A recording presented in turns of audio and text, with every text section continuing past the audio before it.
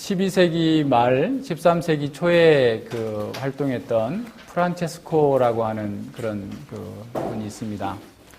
그분은 자기의 육체를 가리켜서 당나귀 형제다라고 얘기를 했습니다. 우리 몸은 사실은 우리의 소중한 일부이기는 하지만 제 나름대로 이렇게 가려고 하는 그런 고집센 동물과 같다라는 겁니다. 그래서 이게 완고하고 큰 동물을 우리가 명령하는 대로 이렇게 또 우리가 원하는 대로 이끌어 가려면 한동안 훈련이 필요한 것처럼 우리가 거듭난 성도라 할지라도 우리 몸을 정말 하나님께 드리는 의의 병기로 사용하기 위해서는 훈련이 필요하다라고 하는 그런 의미죠. 말이 야생 말을 데려다가 이렇게 길들여서 훈련을 시켜가지고 기수의 뜻을 잘 알고 기수와 함께 이렇게 달려서 정말 그 영광의 우승을 할 수 있는 것이 말에게 있어서 가장 큰 어떻게 보면 영광인 것처럼 우리 몸에서도 마찬가지입니다. 우리의 몸도 우리 속에 있는 새 생명을 따라서 새 생명이 가고자 하는 방식대로 움직여져서 하나님께 의의 병기로서 사용되어질 때 우리 몸이 가지고 있는 가장 복되고 영광스러운 그런 자리로 나아가게 되는 것이죠.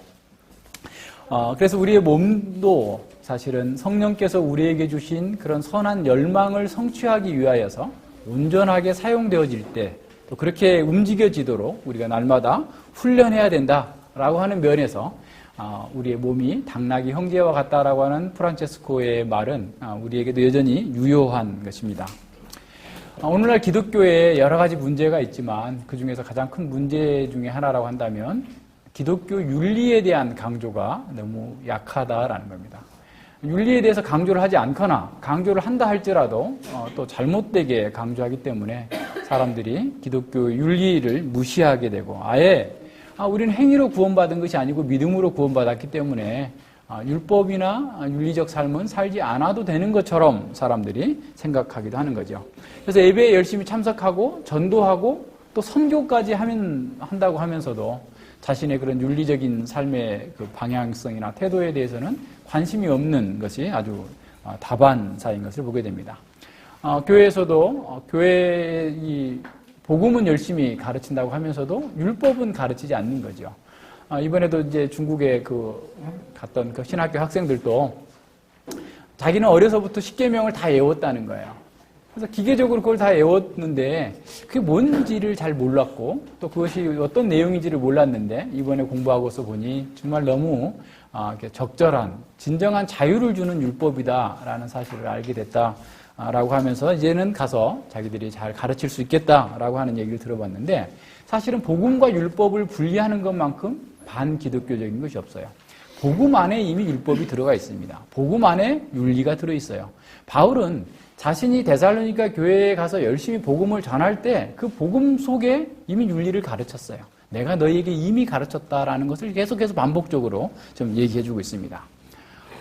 반면에 또 어떤 그 윤리를 강조한다고 하는 사람들 속에서 보면 윤리를 너무 메마르게 기계적으로 강조하는 거죠. 그래서 술 먹으면 안 된다, 담배 피우면 안 된다, 무엇을 하면 되고 무엇은 안 되고 해서 쭉 목록을 만들어가지고 마치 그것을 지키면 다 된 것으로 생각하는 이런 상태의 사람들이 있는 거죠.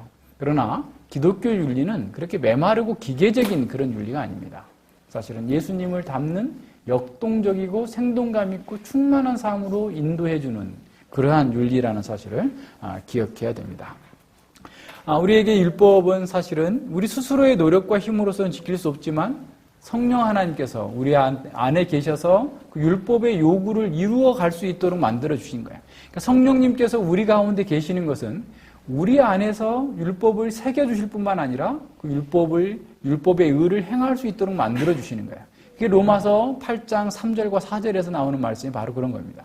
그래서 우리는 복음 안에서 사는 것, 그것은 곧 율법을 따라서 하나님을 사랑하는 삶으로 나타난다라는 것을 보여주는 거죠.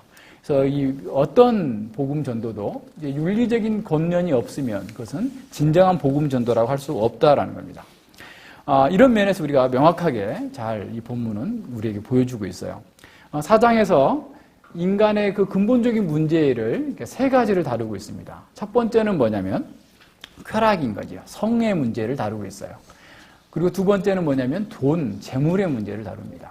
그리고 세 번째 13절 이하에서는 죽음의 문제를 다루고 있어요. 그러니까 모든 인간이 예수님을 믿은 우리에게 직면하고 있는 문제도 사실은 그런 거죠.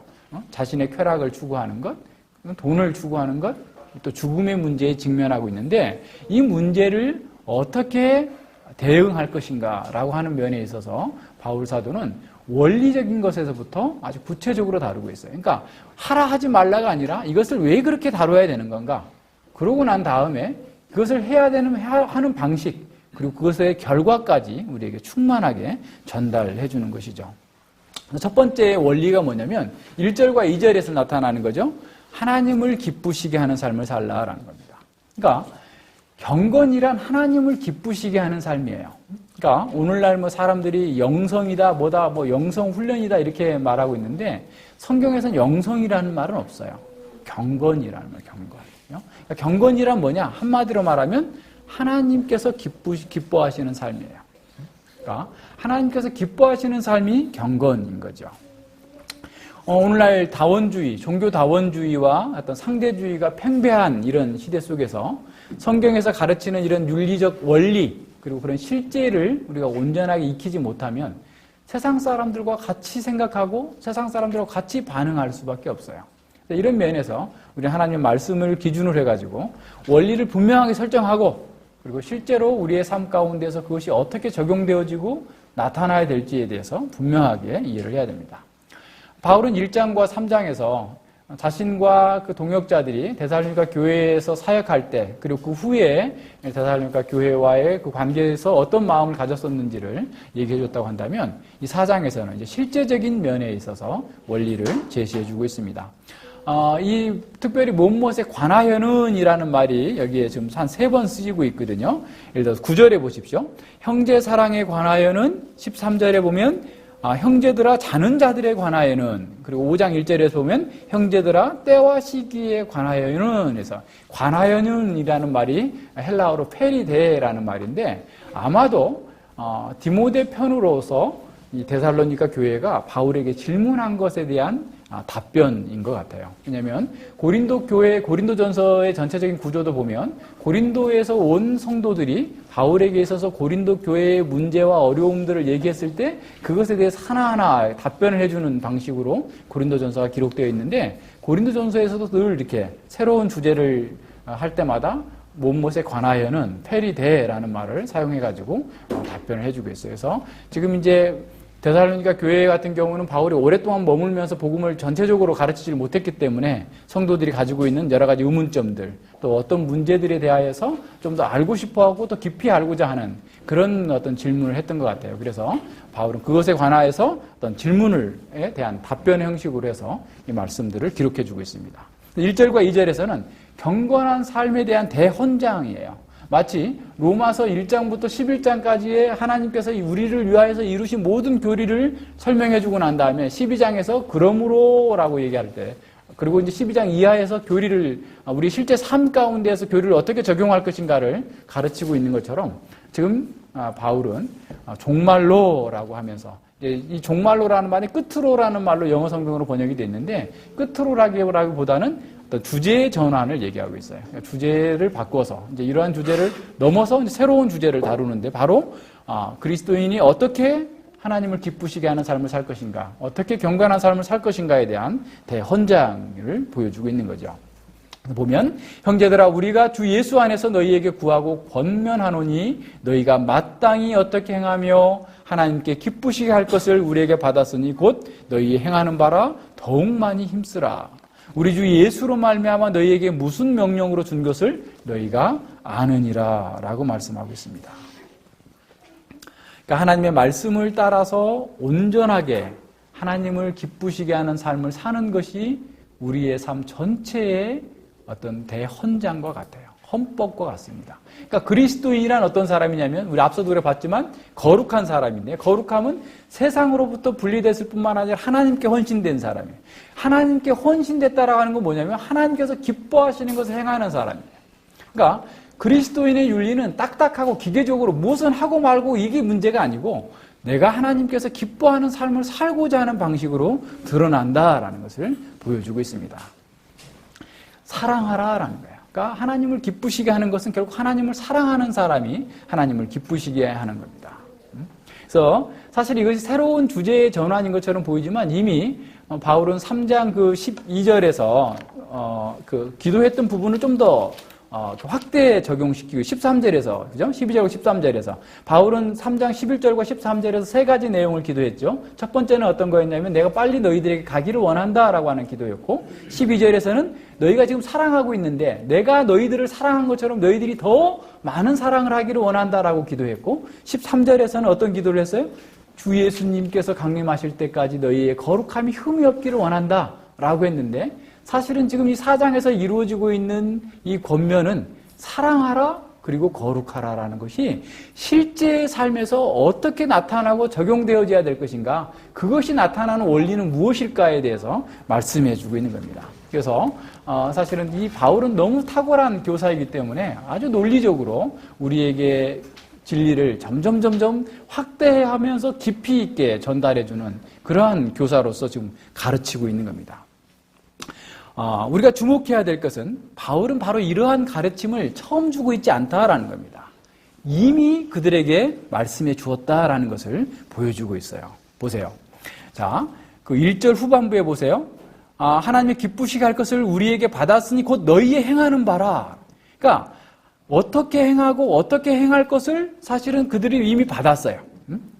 가르침을 받았어요. 그러니까 이미 바울은 데살로니가 교회에서 복음을 전할 때 이들이 어떠한 태도와 자세로 살할 것인가를 가르쳤어요. 근데 그것을 열심히 하고 있어요. 데살로니가 교회가. 그래서 그들은 믿음의 역사와 사랑의 수고와 소망의 인내를 하는 가운데에서 정말 복 있는 그런 교회의 모습을 이루었었는데, 이들은 이미 바울이 그 속에 있을 때 그들에게 가르침 받은 대로 행하고 있었다라는 겁니다. 그러니까 바울이 가서 복음을 전할 때 단지 예수 그리스도의 복음만 전하고 어떻게 살라라고 가르치지 않았다라고 하는 것은 전혀 옳지 않은 거예요.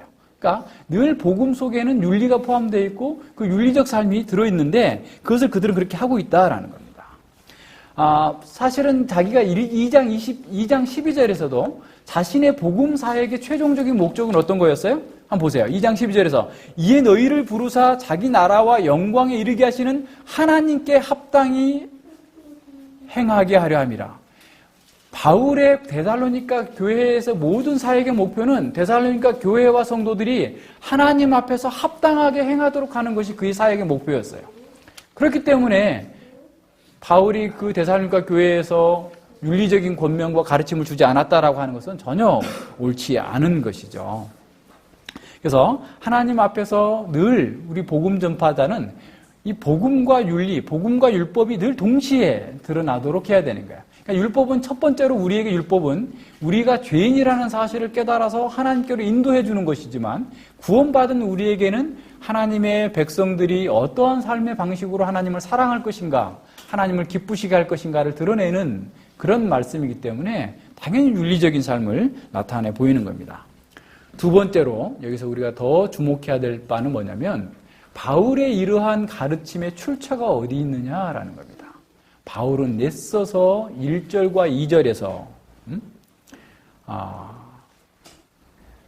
또 9절에서도 자신의 가르침은 자신에게서 나온 것이 아니다라고 하는 사실을 보여주고 있어요. 1절 보세요. 우리가 주 예수 안에서 너희에게 구하고 권면하노니.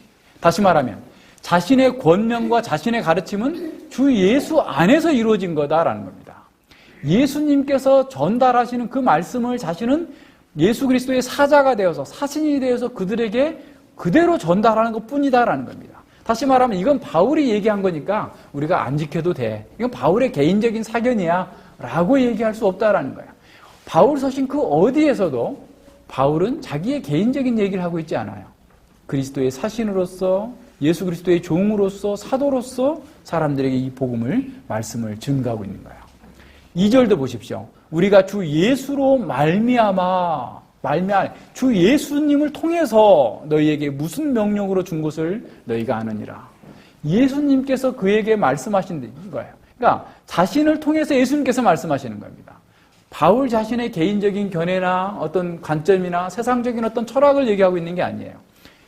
바울의 모든 가르침의 그 권위는 하나님께로부터 온 거다, 예수님께로 온 거다라는 사실을 분명하게 보여줍니다. 8절에서 이걸 좀 더 선명하게 보여주고 있어요. 자, 이러한 가르침을 저버리는 자는 사람을 저버림이 아니요. 그러니까 자기 아내를 저버리는 거는 마찬가지인데, 저버리는 자는 사람을 저버림이 아니요, 너희에게 그의 성령을 주신 하나님을 저버림이니라.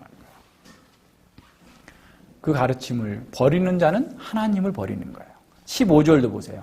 우리가 주의 말씀으로 너희에게 이것을 말하노니, 주의 말씀으로 내가 너희에게 이것을 말하노니 라고 그랬어요. 바울과 그의 동역자들은 하나님의 말씀, 주의 말씀을 전달하는 사역자일 뿐이다 라는 겁니다. 그래서 바울의 말을 저버리는 사람은 하나님의 말씀을 저버리는 거예요. 예수님께서 누가복음 10장 16절에서 제자들을 파송하시면서 이렇게 말씀하셨습니다. 너희 말을 듣는 자는 곧 내 말을 듣는 것이요, 너희를 저버리는 자는 곧 나를 저버리는 것이요, 나를 저버리는 자는 나 보내시는 이를 저버리는 것이니라. 예수님께서 제자들에게 말씀하시면서 그렇게 보내신 거예요. 바울이 전하는 복음과 윤리는 예수님께서 직접 가르치는 것과 동일한 신적인 권위를 가지고 있다는 사실을 이해해야 됩니다. 그의 복음은 하나님의 말씀이었고, 또 그 복음을 하나님의 말씀으로 받아들인 데살로니가 교회 성도들 속에서 그 말씀이 살아서 역사하였다라고 말씀하고 있어요. 사도 베드로는 그 베드로 후서 3장 15절 16절에서 바울의 편지를 구약 성경과 동등한 권위가 있다라고 가르치고 있어요. 베드로 사도가 바울 사도의 편지를 교회들에게 소개해 주면서 바울 사도의 편지는 구약 성경과 동등한 권위가 있다. 다시 말하면 성경 하나님께로부터 온 것이다 라고 말씀해 주고 있습니다.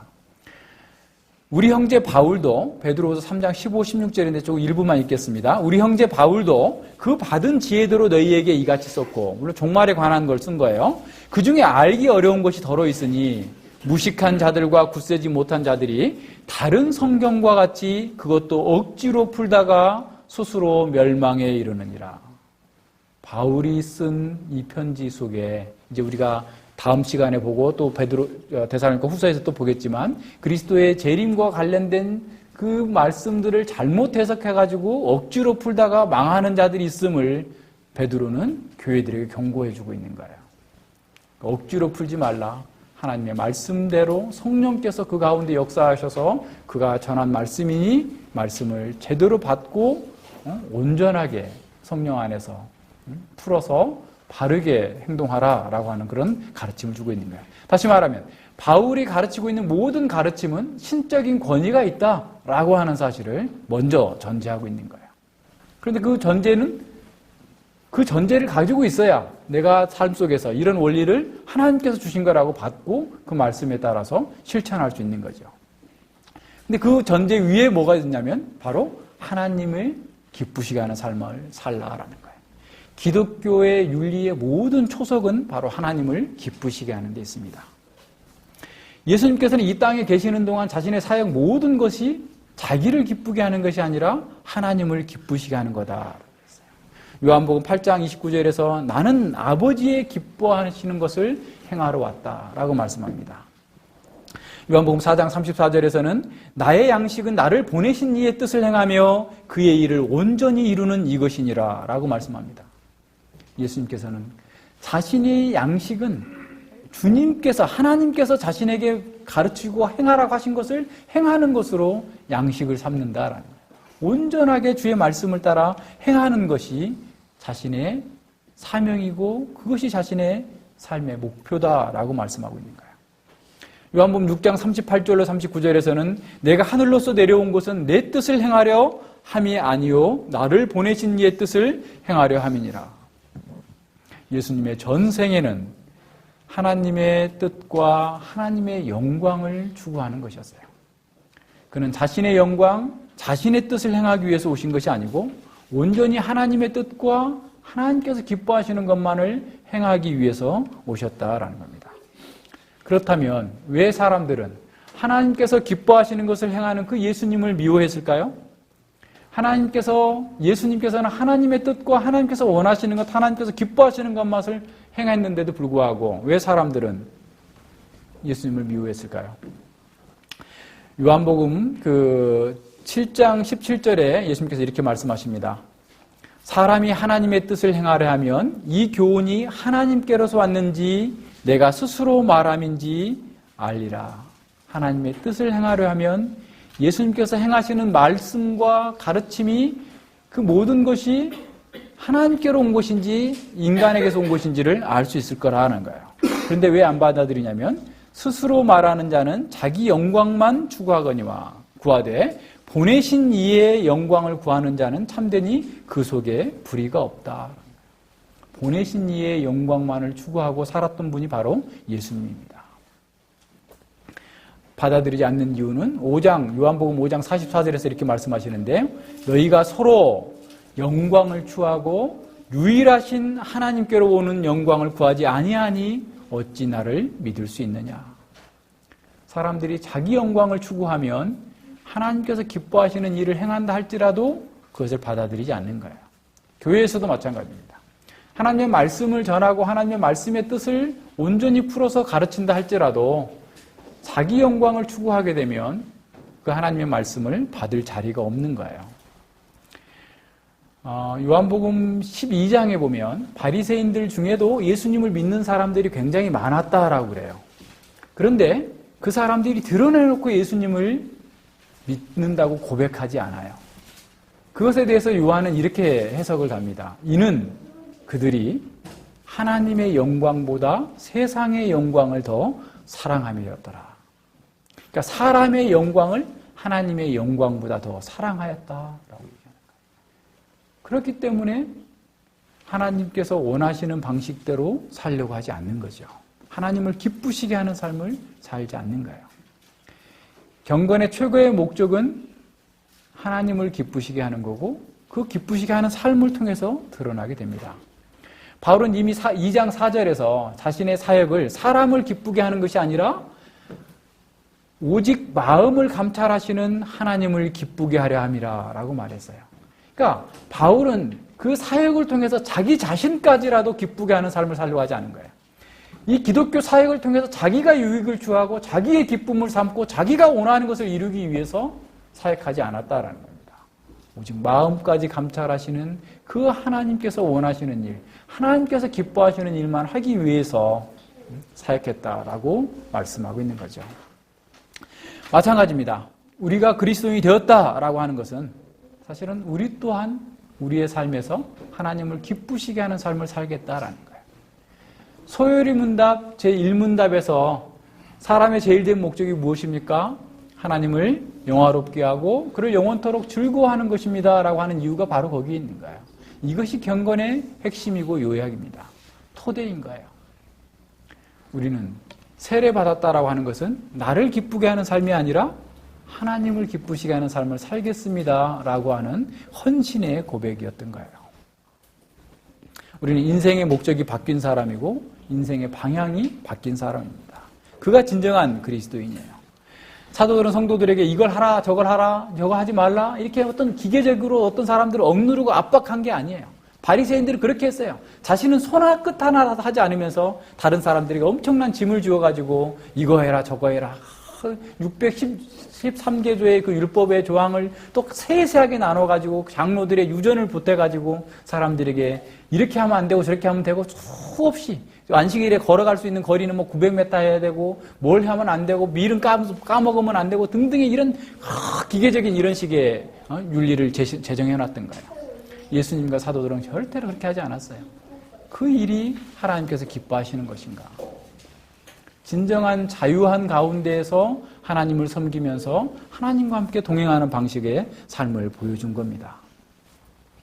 그리스도인의 자유는 죄로부터의 자유고 하나님을 사랑하고 하나님을 기쁘시게 하는 역동적인 자유를 누릴 수 있는 삶이 된 거예요. 이것이 그리스도의 제자도입니다. 이것은 세상이 이해할 수 없는 급진적인 변혁이에요. 세상은 아무리 노력해도 이것에 도달할 수 없어요. 왜냐하면 이것은 하나님 나라에 속한 사람만 할 수 있는 일입니다. 하나님 나라에 이미 속해 있는 사람만이 하나님께서 기뻐하시는 것을 행할 수 있는 것이지 하나님 나라에 속해 있지 않는 사람은 이 일을 할 수 없는 겁니다. 거듭난 사람 안에서만 가능한 거예요. 우리의 믿음을 시험하는 시금석도 바로 이와 같은 거예요. 내가 어떤 일을 할 때 그것을 왜 하는가? 내가 기뻐하기 때문에 하는 건가? 하나님께서 기뻐하시기 때문에 일을 하는 건가? 라고 하는 것을 한번 점검해 봐야 됩니다. 그러나 이러한 이 기독교 윤리의 초석은 굉장히 융통성이 있어요. 유연한 원리입니다. 기계적인 게 아니에요. 하나님을 사랑하기 때문에 오히려 율법을 범할 수도 있어요. 뭐 그럴 정도로 그 융통성이 있어요. 사람들은 기계적으로 안식일을 지켜야 된다고 생각했어요. 안식일 날 치료하면 안 된다고 생각했어요. 안식일의 원래 근본적인 의미를 알지 못하기 때문에 기계적으로 한 거예요. 그러나 그 율법의 근본적인 동기는 뭐예요? 하나님과 함께함으로 안식을 누리라는 거예요. 하나님의 말씀에 순종하는 것으로, 오직 하나님만을 섬기는 것으로 안식을 누리라는 거예요. 하나님은 생명의 하나님이기 때문에 오히려 생명을 구원하기 위하여서 다른 어떤 사소한 율법들을 버릴 수도 있어요. 더 큰 원리, 더 하나님께서 기뻐하시는 것이 무엇인지를 알기 때문에 그런 겁니다. 하나님을 사랑하는 사람들이 하나님께 사랑하는 방식으로서 마음을 다하고 힘을 다하고 뜻을 다해서 하나님께서 원하시는 것, 기뻐하시는 것을 행하는 것, 이것이 진정한 기독교 윤리의 바탕이 되는 겁니다. 하나님의 말씀을 우리가 받고 그 말씀 가운데에서 진정으로 하나님께서 기뻐하시는 것이 무엇일까? 그것이 나의 삶 속에서 어떤 걸 하나님께서 원하시는 것일까? 늘 생각하고 고민할 수 있어야 됩니다. 그래서 우리는 그 율법을 주신 그 하나님께서 우리에게 뭘 요구하시는 건지, 기뻐하시는 것이 무엇인지를 분별할 수 있는 면에서 날마다 성장해 가야 되는 거죠. 이러한 원리는 한꺼번에 딱 주어지는 게 아닙니다. 우리의 목표가 예수님처럼 완벽하게 하나님을 기쁘시게 하는 것이라고 했다면 우리는 실패할 수밖에 없을 거예요. 결코 도달할 수 없을 겁니다. 그러나 성경만큼 진정한 현실주의는 없습니다. 바울은 그들이 이미 하나님을 기쁘시게 하고 있는 삶을 살고 있다는 것을 인정하고 있어요. 보세요. 그죠? 하나님께 기쁘시게 할 것을 우리에게 받았으니 곧 너희의 행하는 바라 이미 하고 있어요. 그러나 거기서는 머물러서는 안 된다라는 거예요. 더욱 많이 힘쓰라라는 거예요. 그러니까 하나님을 기쁘시게 하는 삶의 원리는 급진적이면서 융통성 있는 원리지만 또한 점진적인 원리예요. 점점 그렇게 되어가야 되는 거예요. 저는 목사로서 어떤 형제 자매들이 정말 이렇게 말씀을 집중적으로 공부해야 될 그 시기에 말씀 공부보다 다른 데 너무 많은 관심을 쏟고 있으면 그것보다 안타까운 일이 없어요. 정말 열심히 공부해야 될 때에 다른 거에 관심이 있어요. 그러니까 예를 들어서 어떤 형제의 문제는 돈의 문제인 것 같지만 실제로 돈의 문제가 아닙니다. 어떤 형제의 문제는 실력의 문제인 것 같지만 실제로는 실력의 문제가 아니에요. 어떤 형제의 문제는 건강의 문제인 것 같지만 건강의 문제가 아니에요. 하나님의 백성에 있어 모든 문제는 신학적이고 영적인 문제입니다. 하나님 앞에서 그 문제를 바라보지 아니하고 자꾸 세상의 방식으로 그 문제를 해결하려고 하면 그 문제만큼 그 시간만큼 계속 도를 수밖에 없어요. 하나님 말씀 앞에서 철저하게 하나님의 선하심, 하나님의 기뻐하신 대로 내 마음과 생각과 사상과 삶의 습관들을 바꾸어 나가는 것이 먼저예요. 그러면 그 다음 문제는 해결이 돼요. 돈이 만약에 없어서 경제적인 문제가 있다고 그래서 경제적인 문제 아무리 붙들고 발버둥 쳐보십시오. 여러분이 하나님의 백성이라고 한다면 해결 안 됩니다. 어떻게 해결돼야 되겠어요? 하나님께서 기뻐하시는 바를 행하기로 작정하고 그 일을 내가 점진적으로 더 하나님을 기쁘시게 하고 더 하나님의 뜻에 맞게 행동하기 위해서 나의 삶을 개선해 나갈 때 우리가 생각하지 않은 방향에서 그 경제적인 문제 해결됩니다. 순서를 바꿔서는 안 돼요. 계속 거듭 얘기합니다만 그 문제를 바꿔서는 안 됩니다. 철저하게 우리 자신을 비추어서 봐야 됩니다. 어떤 사람은 그렇게 얘기하죠. 주일날 와서 아침 10시 20분부터 4시, 5시까지 이렇게 하는데 주중에 또 그것까지 더 하라는 거야? 너무 과도한 요구하신다라고 생각하죠. 또 우리가 매일 이렇게 가정 예배 드리고 매일 성경 읽고 묵상하고 그것도 많은데 거기다가 동영상 공부까지 하라고 요구하시다니 너무 지나친 거 아닙니까? 라고 생각할 수도 있을 거예요. 그러나 결코 지나치지 않아요. 그렇게 만약에 말씀을 여러분이 공부하지 않고 대충 해 나가려고 하면 바리새인들의 오류와 동일해요. 사람의 영광을 추구하는 거예요. 하나님의 영광보다 사람의 영광을 더 추구하고 있는 겁니다. 세상의 것을 더 추구하고 있는 거예요. 우리가 지금 계속 열왕기 하를 보고 있지만 하나님을 얻으면 다른 걸 다 얻지만 하나님을 잃으면 다 잃어요. 계속 역사가 우리에게 반복해서 가르쳐주고 있어요. 한두 사람이 아니에요. 계속된 이스라엘 왕들이 하는 것을 보십시오. 계속해서 반복되고 있는 거예요. 하나님을 버리고 세상을 얻으려고 했지만 결국 하나님도 잃고 세상도 잃는 거예요. 오히려 세상에서 더 빨리 망하는 길이 되는 거죠. 우리가 해야 될 일은 뭐냐면 지금 나의 삶 속에서 하나님께서 기뻐하시는 면이 더욱더 잘 드러날 수 있도록 해 나가는 거예요. 우리가 경건하면서 성장할수록 삶의 문제들이 해결됩니다. 경건하면서 정체되어 있거나 후퇴하고 있다면 우리의 삶은 점점 더 어려워질 거예요. 바울은 이미 데살로니가 교회가 너희가 이걸 하고 있다라는 거예요. 하나님께서 기뻐하는 걸 하고 있다? 그런데 이제 더욱 많이 하라. 더욱 많이 힘쓰라라는 거예요. 만약에 여러분 중에 데살로니가 교인들보다 더 열심히 하는 사람이 있다면 이 명령에 해당되지 않을 수 있어요. 데살로니가 교회처럼 이렇게 열심히 하고 있는데 그보다 더 열심히 하기 때문에 나는 이 정도 하면 됐어요 라고 말할 수 있는 사람이 어디 있겠어요. 이 위대한 사도 바울조차도 고린도후서 5장 9절에서 이렇게 말합니다. 우리가 거하든지 떠나든지 주를 기쁘시게 하는 자 되기를 힘쓰노라. 바울은 죽든지 살든지 주님을 기쁘시게 하는 일에 있어서 최선을 다하고 있다라는 거예요. 바울처럼 위대한 사도도 주님을 기쁘시게 하기 위하여서 죽거나 살거나 나는 그 일에 힘쓰겠다라고 했다면 우리가 하나님 말씀을 공부하고 하나님께서 기뻐하시는 것이 무엇인지를 알고자 하는 공부를 등한히 한다고 하는 것은 얼마나 심각한 문제겠어요. 우리가 조금 아는 것 때문에 조금 주님을 기쁘시게 하는 것 때문에 이만하면 됐지라고 하는 것은 스스로 오류에 빠지는 겁니다. 영국의 그 17세기 청교도 목사님이신 토마스 굿딘 목사님은 이렇게 말씀했습니다. 그분의 말씀을 제가 요약한 거예요. 그대로 하지는 않고요. 참된 성도는 반드시 자라게 되어 있다. 왜냐하면 그리스도께서 우리의 머리시요 우리가 그의 몸이기 때문이다. 머리와 몸이 연결되어 있기만 하면 당연히 자랄 수밖에 없다. 생명의 가장 중요한 요소는 움직이고 자라는 것이다. 그래서 하나님의 은혜를 받은 사람은 반드시 성장하게 되어 있다. 그리스도의 충만이 우리의 성장을 위한 것이듯 우리의 성장은 그리스도의 충만을 가져올 것이다. 물론 그분의 인격은 우리가 없이도 온전하지만 이러한 우리가 충만해짐으로써 그리스도가 충만해진다고 하는 이러한 그 충만은 신비가 아닐 수 없다라고 얘기합니다. 그러므로 모든 그리스도인은 그리스도의 장성한 분량이 충만한 데까지 이르도록 자라가야 할 것이다 라고 말합니다. 우리의 성장은 예수님께서 우리에게 하신 명령입니다. 2절이에요. 주께서 주님으로 말미암아 너에게 명령한 거다라고 말씀하고 있어요. 있는 힘을 다하여서 하나님을 섬기려는 마음이 부족해서 참된 경건에 미치지 못한다면 우리는 그 어떤 핑계도 될 수 없습니다.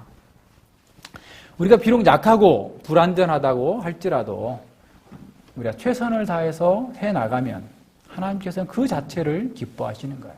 우리의 중심을 보시는 겁니다. 결과를 얘기하는 것보다 우리의 마음의 동기를 살피시는 거예요. 우리가 비록 온전한 자리에 도달하지 못한다 할지라도 하나님께서는 우리의 마음을 보시고 기뻐하시고 또 우리의 그러한 부족한 헌신을 통해서도 영광을 받으실 겁니다.